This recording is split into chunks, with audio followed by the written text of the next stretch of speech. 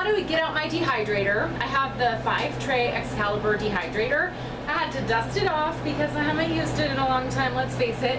But I'm gonna make 5 trays worth of snacks. So stay tuned and we'll get started. So I got these strawberries at the farmer's market. They're nice and ripe, and they're also pretty small strawberries. Because of their size, I'm just gonna cut the tops off, but I'm gonna dehydrate them whole. Oh my gosh.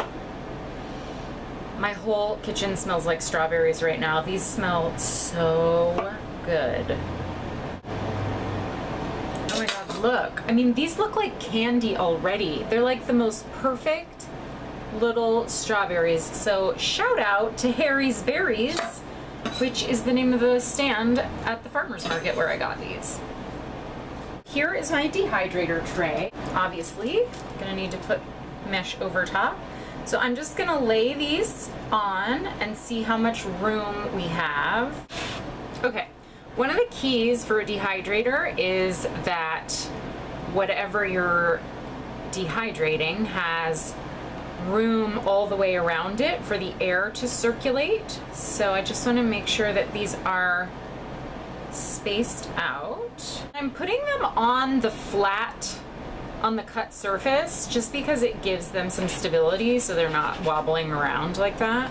I am going to call that good enough and get started on our apple snack. Okay. So I'm gonna make apple rounds. So the first thing I'm gonna do is cut the bottom off so that I have a nice surface. Take my apple, this is just an apple corer, so all it does is remove the center. If you don't, like, if you can see inside it and see that you didn't get all the seeds, you can what I do is I just re-core it slightly off center to get any of the remaining stuff out. I'm gonna try to cut the slices fairly uniform. Also, please, people, use a sharp knife. You can see mine is not quite sharp enough. And did you know 85% of knife accidents in the kitchen are caused by dull knives? And you can see why, because I'm having to fight with this. Oops, okay. If you have a mandolin, it'd probably be nice to get a really even thickness.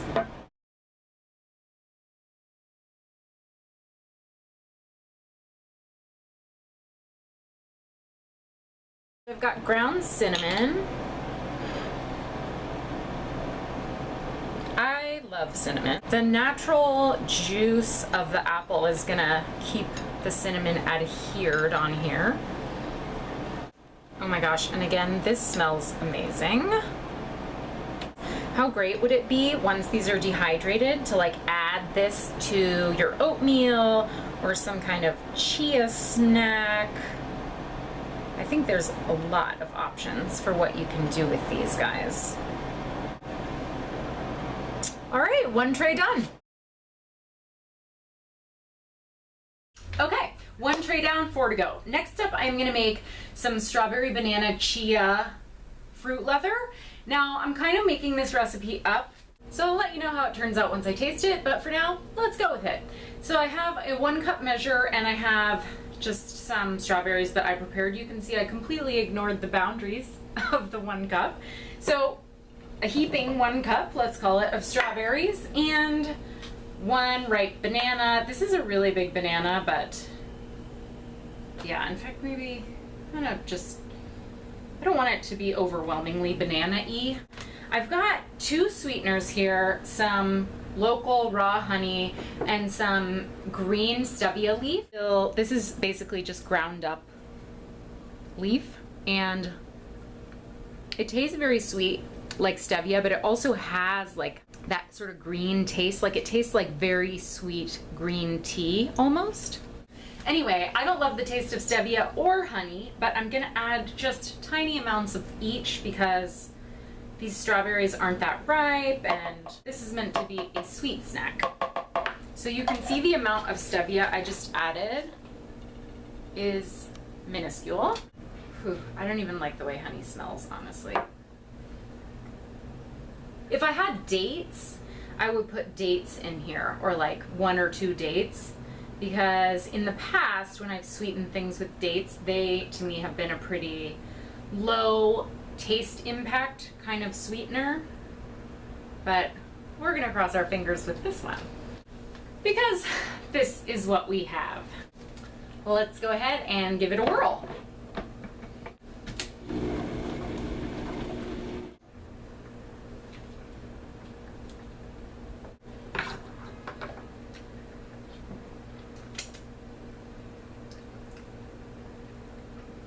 It tastes good. I think it's gonna be good. Okay, good. Now that it is this gorgeous pink, very pureed mixture with no chunks left in it, I'm gonna add my chia. I'm using a measuring cup, but not to measure it, just to scoop it out. So I'm gonna add a good handful. And then I am just gonna swirl them around.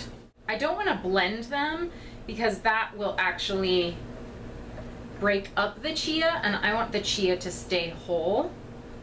So that did a fantastic job.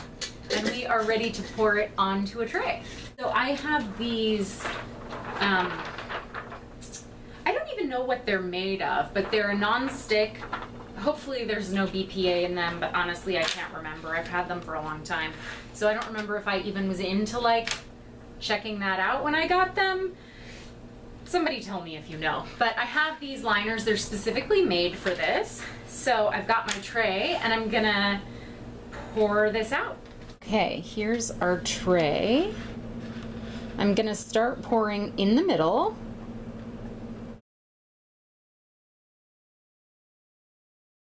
You can see what we've got, and into the dehydrator she goes. This one is a peanut butter banana leather. You guys are gonna think this is so wrong, but I have the chia strawberry banana remnants in here. I'm not gonna rinse between because 1, we're in a huge drought here in California and I'm saving water, and 2, like, hey, it's just extra goodness. I want about a half a cup of peanut butter, but you can't have too much peanut butter. That's about a half a cup. Where's my little spatula? Okay, let's blend.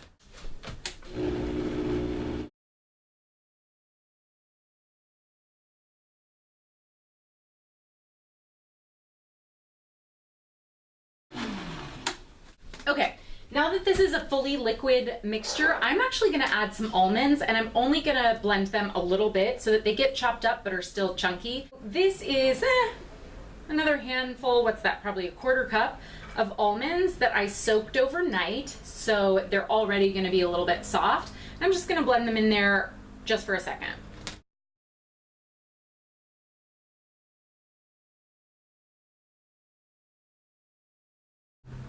Yeah, so after this video is over, I'm gonna add some berries, some water, and some spinach to that, and that is gonna be my lunch. This is gonna be good. If you have an icing spatula would probably work really well to spread this out evenly.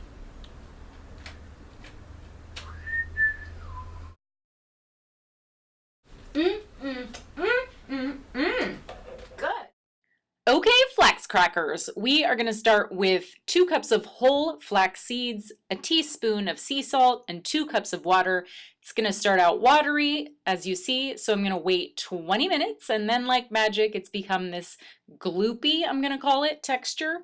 Pour it out in batches on your tray, and then once you've got it into an even textured, like even thickness kind of situation, you're going to score it. I'm using a lettuce knife. Preferably you want to do this after dehydrating it for a bit. I just didn't want to risk forgetting, so I'm going to do it once now and once again.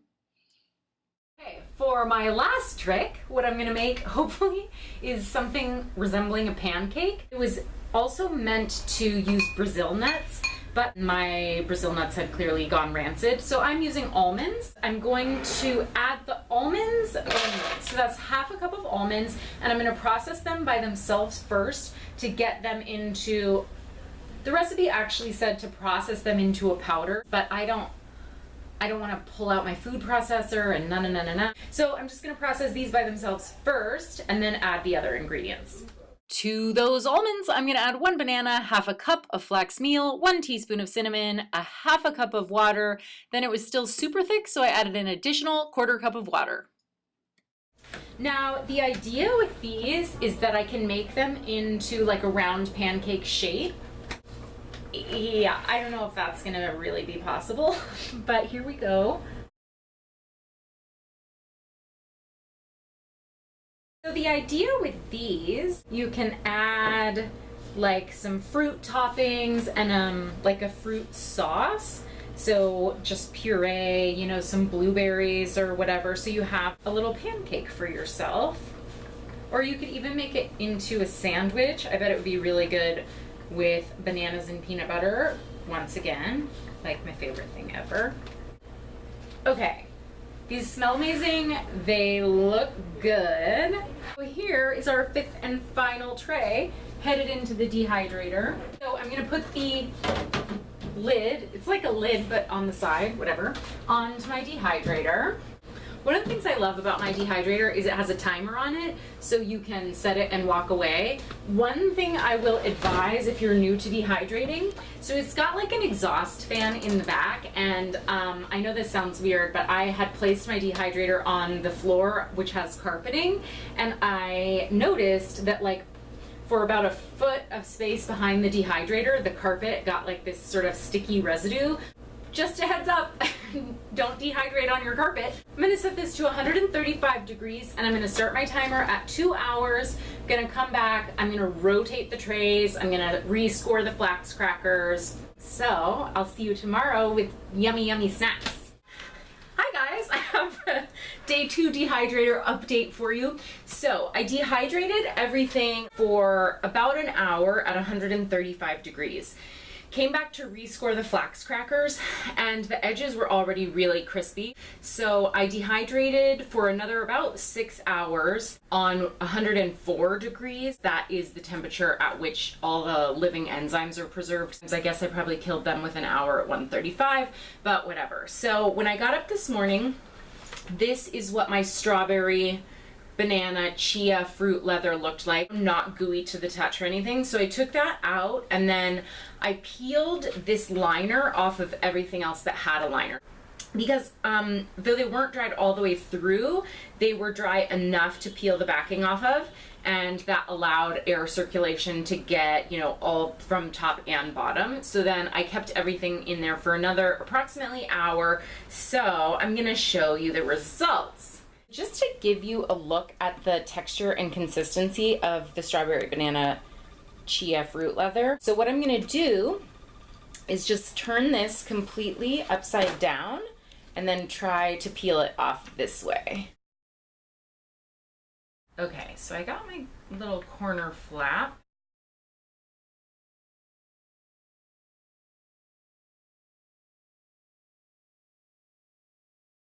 The top is like has more of a matte texture, whereas the bottom has like that traditional, I mean, feels like a store-bought fruit roll-up or something. Let's see how she is. That's good, you guys. Smells good. I mean, when I woke up, my whole kitchen smelled, actually the predominating smell was like peanut butter banana from that peanut butter banana fruit leather. So this is really good. Don't expect it to taste like the store-bought stuff, which is really, really sweet. This tastes natural. It tastes like strawberries and bananas. The good news for me is I don't taste any stevia or honey. I personally like the texture of the chia seeds in here, but if you want something, you know, just smooth, then you can obviously just leave the chia seeds out. But for me, it also makes it a little bit of a more filling snack to have the chia seeds in there. That's really good. If you want to preserve yours, what you would do is just lie this down on wax or parchment paper, and then you could roll them up like traditional fruit roll-ups and just store them in the refrigerator. The other trays are still drying out a little bit more, so I'll come back when they're ready. Okay guys, time for the unveiling of the remaining 4. Tray numero uno is our apples and cinnamon, and then these strawberries, they feel so cool. They're like they're like very, I don't know, gelatinous kind of feeling. These tiny little dehydrated apple chunks, I might put in oatmeal. I think that would be really good, but let's just try. Tastes good. Tastes just like you would expect. In fact, growing up, I constantly ate Quaker Oats apples and cinnamon flavor with the little dehydrated apples, and this tastes to me a lot like that. Okay, the strawberries are one of the things I've been most excited about.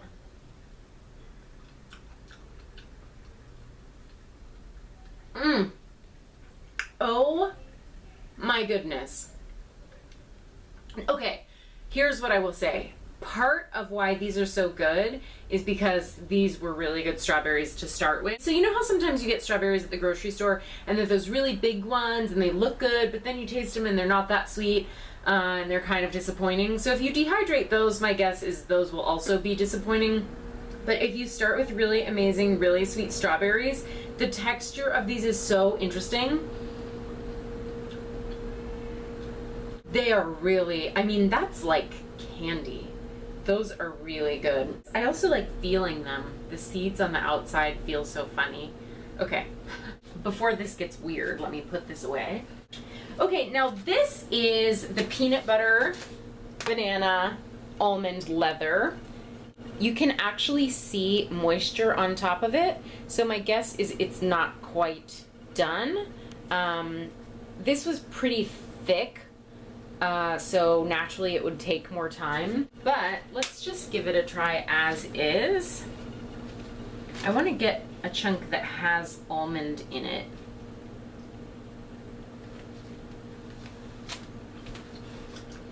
Mmm! Oh my gosh. I love the almond chunks in it. In a way, it's reminiscent to me of banana bread, even though my banana bread recipe doesn't have peanut butter in it. It's good. You guys, that is really good. It's surprising. I thought I might put Nutella on it, but that doesn't need a thing. I would eat it just like that. I did have a thought about putting protein powder in it, but I didn't try it this time. Let me know if you've ever done anything like that, because I think that might make it like the world's most perfect snack. These are our little pancakes. I did flip these and peeled off the backing, and they turned out, I mean, they look and they feel pretty much like a pancake would.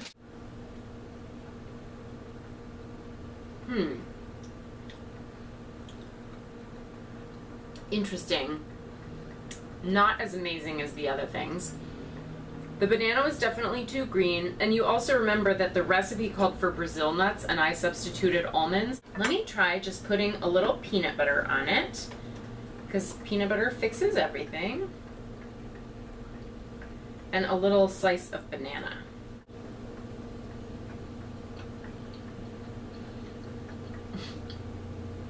Well, of course it tastes delicious with peanut butter and banana on it. You can taste the mealiness of the almonds that are ground up, as well as the flax meal. So they're a little bit mealy, and they had my sad, you know, not ripe enough banana. They're not bad, and if you're looking for, you know, bread alternatives or alternatives for pancakes, I would say these are definitely viable. I will eat all of the ones that I made, certainly. I will probably do just like this, like make little sandwiches, or I might try a fruit sauce. But these are functional, but not the most amazing tasting things I've made so far. So these are our Flax Crackers. Now you can see that I actually at some point during the dehydrating broke it in half, because they were thickest in the middle, so while the edges were getting nice and crispy, the middle was still a little bit gooey. So I broke it in half and then put the inside, the torn edge, towards the back, which is where the heat comes from, so that they could just get really even. You can see the score lines still. Let's try to get one little cracker here.